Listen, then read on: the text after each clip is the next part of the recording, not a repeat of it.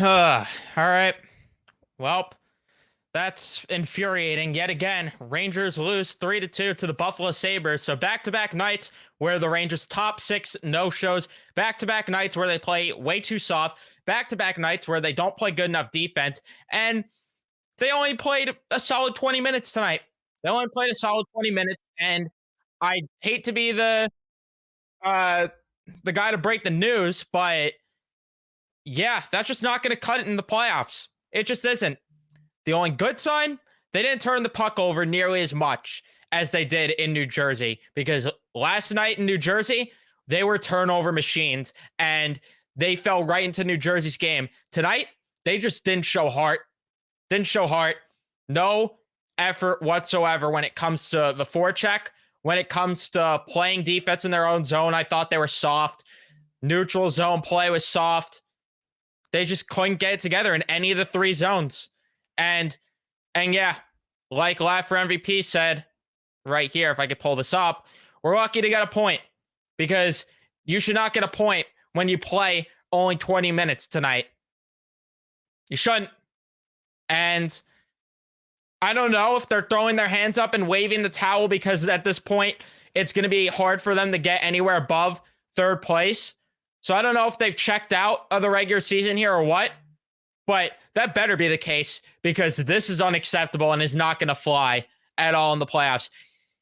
You let Devin Levi look way too good in that net. I understand he's a hyped up goalie prospect. He's supposed to be one of the next big things. I get all that. But, man, come on. To do all that and to not even test Levi until that third period, unacceptable. Unacceptable. They had 11 shots through two periods. 11.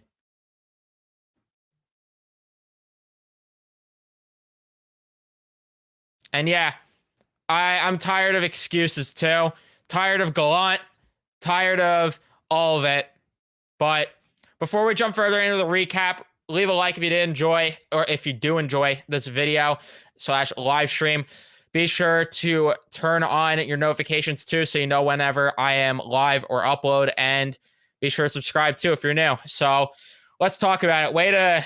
But man, what a birthday gift from the Rangers and the Mets, huh? Zero offensive production from either team. But let's talk about this game. And how did this start? You're wondering? Guess how many shots on goal the Rangers had within the first 10 minutes? Oh, that's right. None. None. Zero. The answer is zero. No shots on goal through 10 minutes of the hockey game. And Buffalo ends up making it 1-0 early in the game, around the midway point, as Jarl Halak makes some big saves. But unfortunately, the defense didn't have his back at all. No defense from Kane, none from Miller, terrible from Mikkola, terrible play all around, and Peterka gets the wide open net to fire at, and he buries it to make it a 1-0 game. Mika Zibanejad goes off for a tripping penalty right afterwards, and thankfully, the Rangers kill that penalty off. Philip Hedl with the wide open net, and is he Ryan Hedl or is he Philip Strome missing that wide open net right at the doorstep? And yeah, that could have been a 1-1 game, but unfortunately not. And that's pretty much all that happened in the first period. Shots, 11-2 in favor of the Buffalo Sabres. Right. Second period rolls along. Panarin takes a high sticking penalty right off the rip. Penalty gets killed, thankfully, but Buffalo would make it 2-0 early in the period as Harper loses the foot race and he gets tied up a bit with Jordan Greenway. Jordan Greenway, one-handed, flicks the puck into the net by Jarl Halak. Great save there, Jarl. And I don't want to hear anyone say that wasn't Jarl Halak's fault. I don't. He had clear sight of the puck. That is a very low danger chance. Have to save that. Keandre Miller gets a takeaway, then gets a breakaway opportunity, fires wide on it. Thankfully, though, the Rangers made it 2-1 a little bit after that as Filipino flips the puck over Devin Levi and Capo Caco bats it into the net.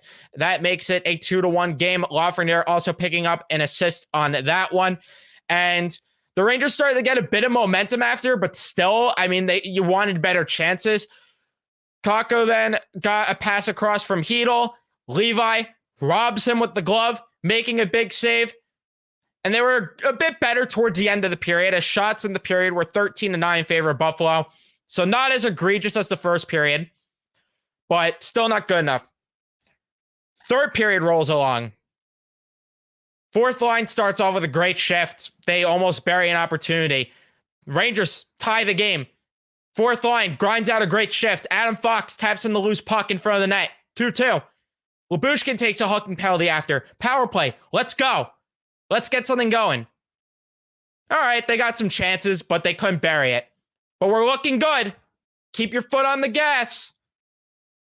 Shots were 20-9 in favor of the Rangers in that period. Overtime. They win the opening draw. Get chances. And then, Buffalo comes the other way. Jeff Skinner blows by Miller and Mika.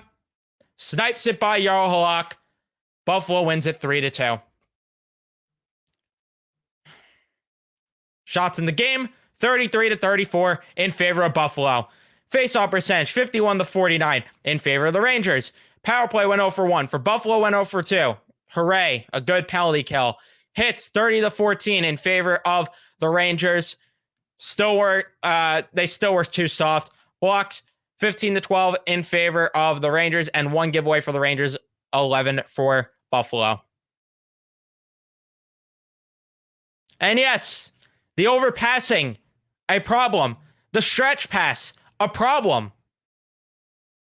It's almost like we sound like a broken record here, doesn't it?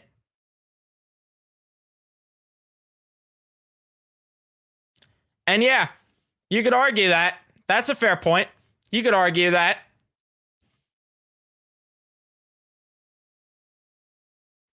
If you want me to just sum up how the players performed tonight, at least for the forward group, I can tell you right now, the top six was horrendous.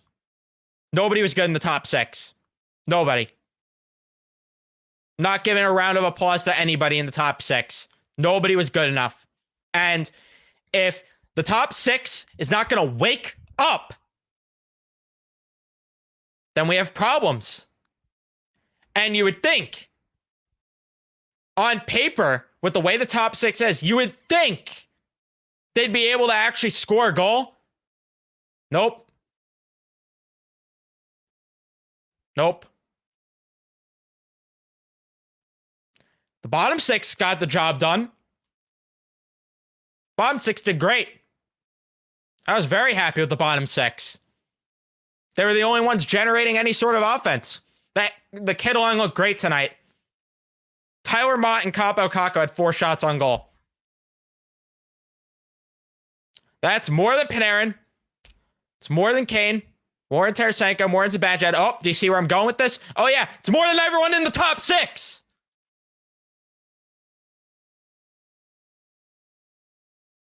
And yes, there you go. Top six, -2 and -1. Bottom six, +1. You see the problem. Thank you for the 550. My team forgot to play hockey too. So here's some love and welcome to the club. Yep, it's fun. It's fun, isn't it? And for the defensemen, I mean, Fox was good. Schneider was pretty good. Outside of that, meh. Miller, -2. Yet again, being a minus. Jarl Halak, I mean, he was decent. Needs to make that save, though, on Greenway. I'm sorry. He has to. And this top six needs to get it together. They need to. I understand people are going to say that I'm overreacting and that It's the fact that, and everyone's going to point to the record before these past 2 games and say, oh, look at what they've done. But the problem is the playoffs aren't behind us. They're in front of us. They need to wake up and get hot going into the playoffs. And hang on, wait a second. Oh, did you guys notice something? I just made an adjustment. Something that Gerard Gallant cannot do.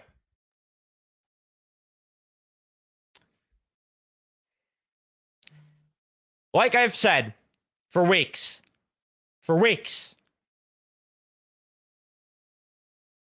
Gerard Gallant has a Lamborghini. And what is he doing with it? Nothing. And yeah, I don't know what the deal with this was. Putting Philip Hedl out there to start overtime. I get that the kid line was great, but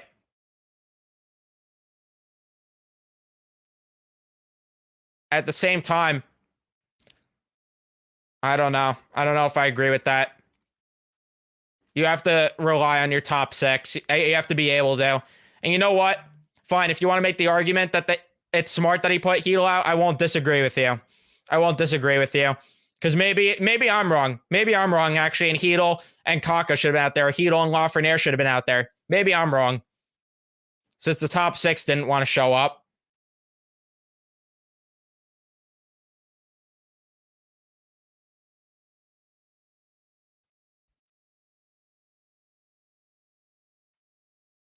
And yeah. Meanwhile, I have comments still of people saying that I'm overreacting. But nope. Let's just pretend everything's fine. Let's just act as if everything's okay. Let's just act as if everything's okay. And if they don't have bad habits at all, like you said.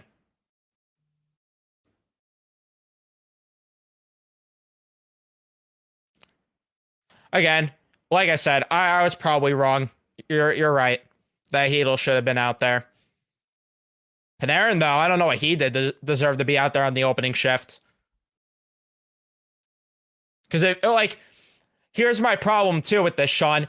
If you're going to reward players for playing a good game out there in overtime with Hedl, then do it with one of the wingers, too.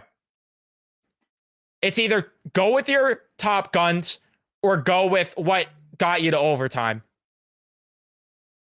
That's my problem. I'm sorry, but if people still don't think that Gallant's laziness and lack of leadership contributes to our struggles, then they're clueless. Yeah, exactly. Yeah. And the leadership group, I would say, is not great either.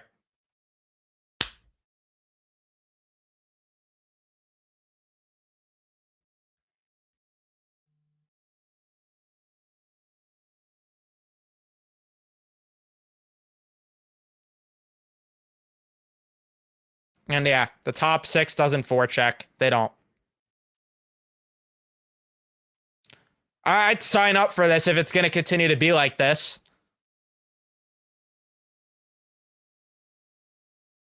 And yeah, like you said in the first few bits there, lost every battle because they were soft.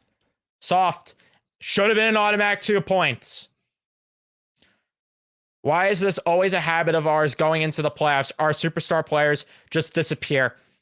Would love to know the answer to this because it's just amazing.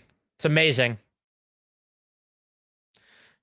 Not defending a lot, but do you think Hedl was out there for the same reason we always put Jordan Staal out there to start overtime, win a faceoff, then immediately get off the ice?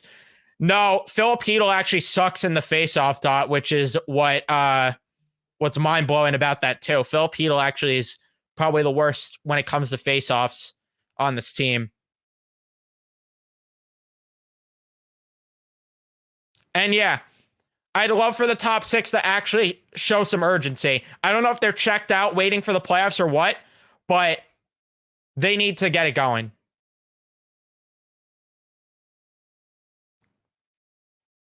I mean, if you've been watching the channel all season long, you would know I've been saying that they need a disciplinarian in that locker room, but Again, what do I know? I'm just some stupid kid that makes YouTube videos.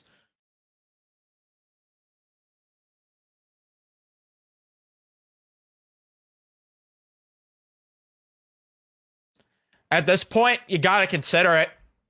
What is there to lose if the top 6 isn't going to show up?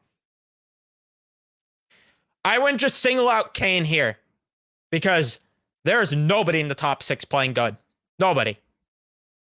So as much as everyone wants to blame Kane or Tarasenko, nobody in the top 6 is showing up.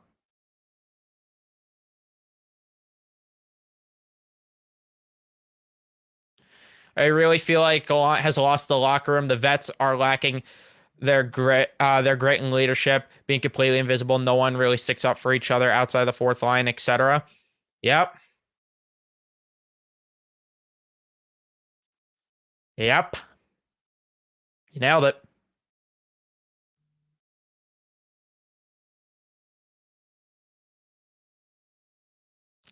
I get that you would want somebody like that, but I don't want to go with a first-time coach if they're going to hire a new coach. They need to get somebody with experience. They need somebody that's going to be taken serious in that locker room, that has what's the word I'm looking for here?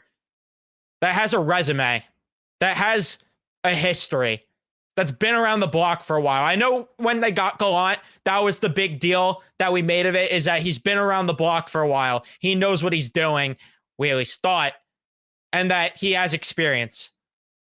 They need a resume bigger than Gallant's. I'm talking they need somebody with a Stanley Cup on that resume. They need somebody that's proven something in this league. Not choke a 3-1 lead to the San Jose Sharks. Not lose in 5 to the Washington Capitals in the Stanley Cup Finals. And now everyone also sees why exactly it wasn't just a 5-minute major in that Sharks Golden Knights Game 7 that lost the Golden Knights that game. I at least opened my eyes and realized that. They need somebody that's been around the game for a while and that knows what they're doing.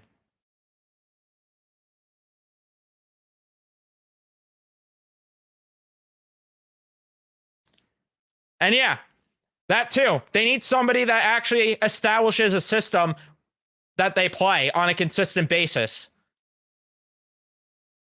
but also have the ability to make adjustments if it's not working. That would be nice too.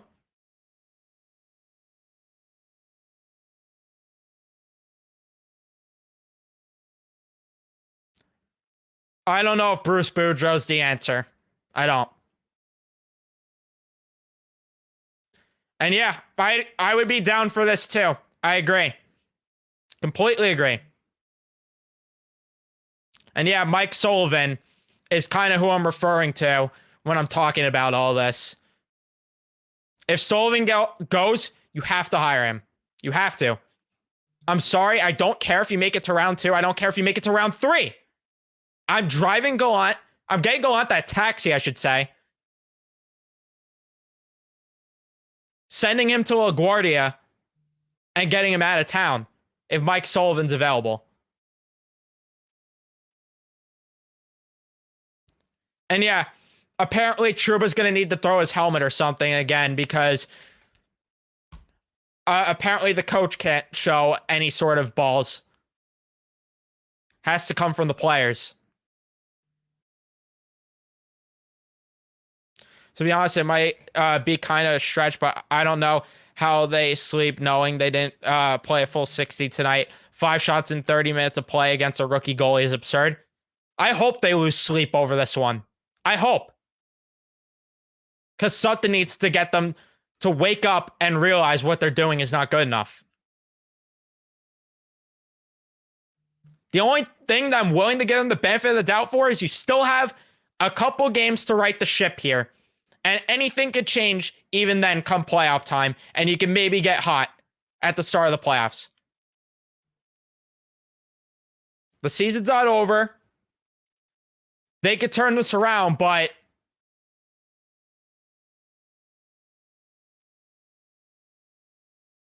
I'd like for them to actually show before the regular season ends that they could actually get it going.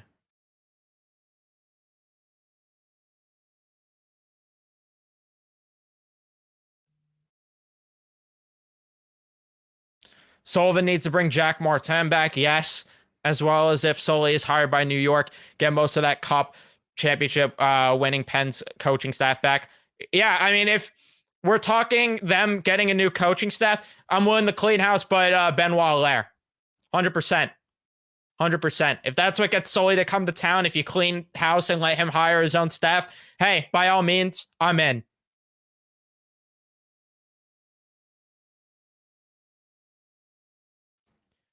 You don't, sure, maybe you don't need a Stanley Cup to be a good coach, but at the same time, look at how good the Islanders were with a subpar roster with Barry Trotz, with an established system. And yeah, like you said, a player's coach. You need that balance between a player's coach and somebody that's also going to be a hard ass at times. You need that balance because it can't just be all loosey-goosey in the clubhouse. There needs to be some sort of structure in there.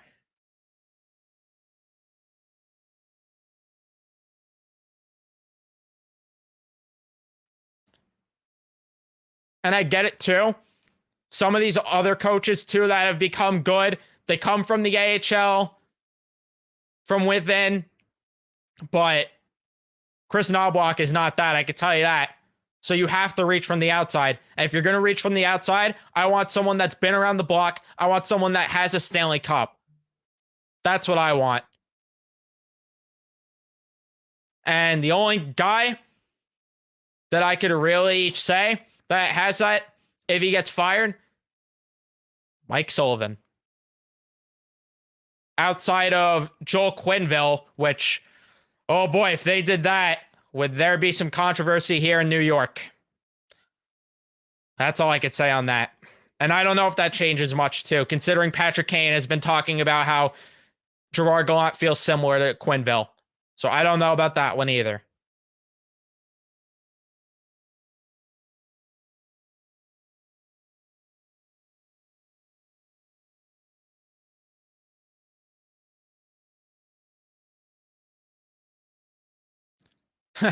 Fair point, Michael. Fair point.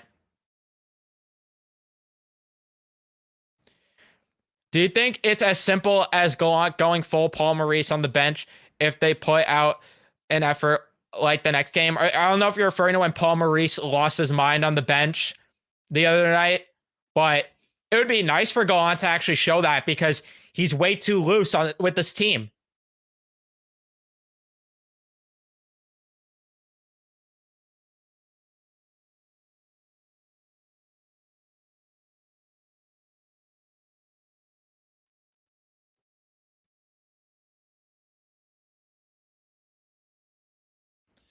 I really don't know if Sully's coaching style would work with this team, especially with the young guys. I disagree. I'm sorry, but I gotta disagree. He's been around the game for way too long for him to have his coaching style not necessarily fit somewhere. He's gonna establish a proper system here. He's gonna actually get this team to have some structure and play the right way, which is what they need. I think Sullivan would be a fantastic hire. And then at that point, if Sullivan isn't the right answer and the players are still giving these half-ass efforts, well, then you know the answer, that the players just are soft and they're not good enough.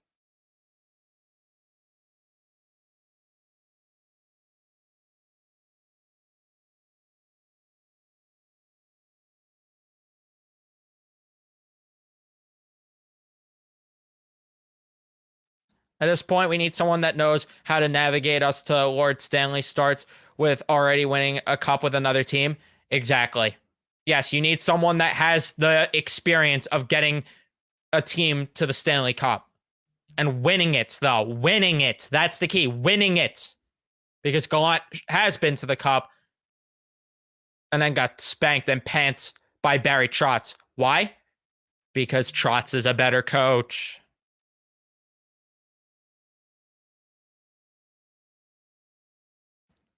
Golan is AV 2.0 minus the annoying gum chewing.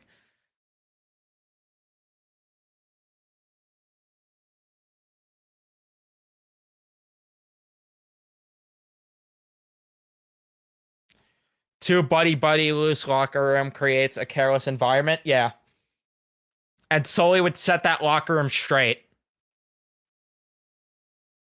It's crazy that we're here talking about this team being in third place, knowing that they could be so much better with a good coach. Could you imagine where they'd be if they had someone that actually brought in a system, had them play the game the right way? Can you imagine where we'd be? We may be talking first place.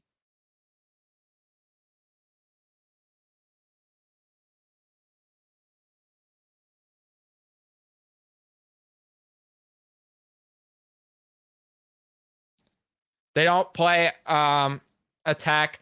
They play counterattack hockey way too much. Yes, agree.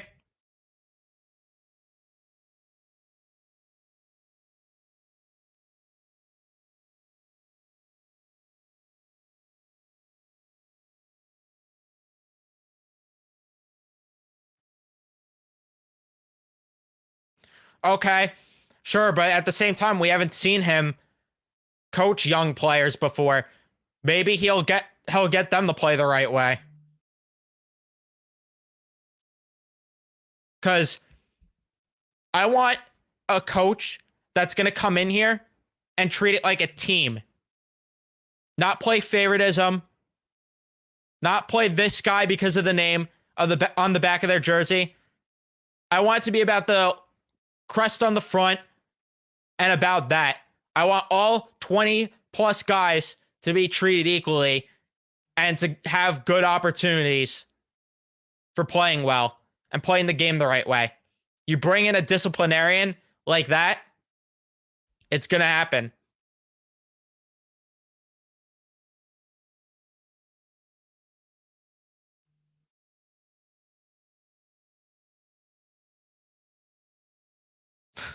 Yes, this is what something Gallant would say. We have a system. It is the same system every team plays.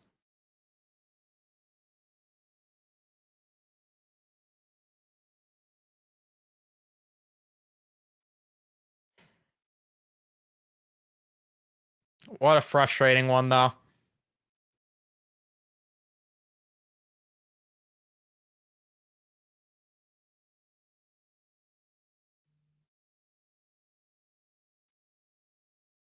John Tortorella would kick the shit out of these guys. Of course, he's in Philadelphia, though. Yeah.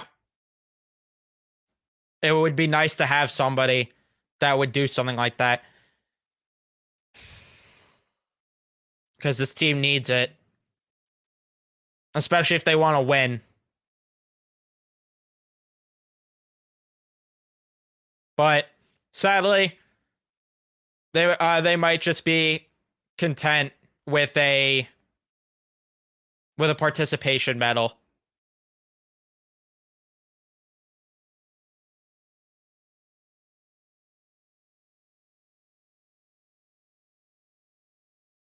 Well, they have a guy in the system that could do that. Huh. Who should probably be here over Ben Harper. But again, what do I know? Stupid kid making YouTube videos. What do I know?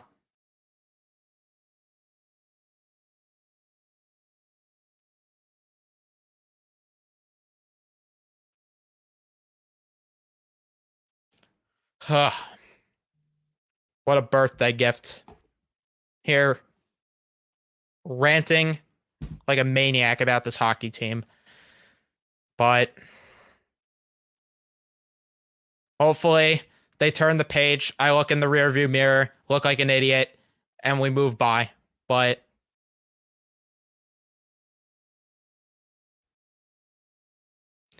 and I could get this point, which is why I like a guy like Mike Sullivan, who is a good balance between being a hard ass and also getting the most out of players and being player friendly. I think he's the perfect balance of that. That's just my opinion of it. Because look at what a guy like John Cooper has accomplished too for being a coach like that. Those are the type of coaches that get you to win Stanley Cups.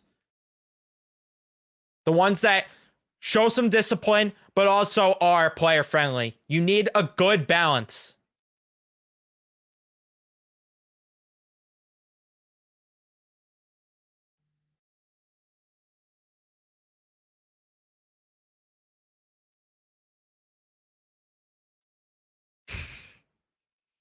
I didn't even see the post game interviews, but now I don't even want to bother. If they're actually like content with this and not aggravated with this loss, I have some serious questions about this team. I really do. Especially come playoff time, because that just shows that there's clearly a lack of leadership and there's clearly big problems in that locker room.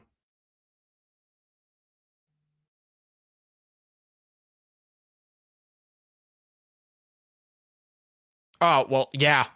No question. No question with that.